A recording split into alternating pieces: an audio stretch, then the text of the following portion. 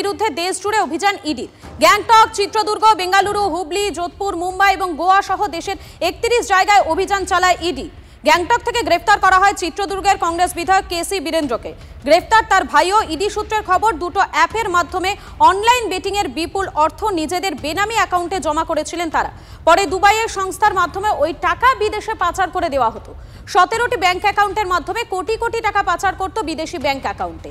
গোয়া, গ্যাংটক, মুম্বাই সহ নানান রাজ্যে নামি দামি ক্যাসিনোর আড়ালে চলত গ্যামলিং।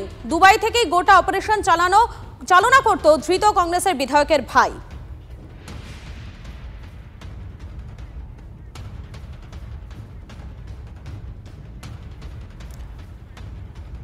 এবং গতকাল প্রধানমন্ত্রী নরেন্দ্র মোদী তিনি বক্তব্য রেখেছিলেন, তিনি ঠিক কি জানিয়েছিলেন সেই মুহূর্তে শোনায় আপনাদের। আপনাদেরকে শোনালাম প্রধানমন্ত্রী নরেন্দ্র মোদী কি বলেছিলেন, সেই বক্তব্য শোনালাম এবং তার পরিপ্রেক্ষিতে রাজনৈতিক কি প্রতিক্রিয়া রয়েছে শোনাই আপনাদের। নরেন্দ্র মোদী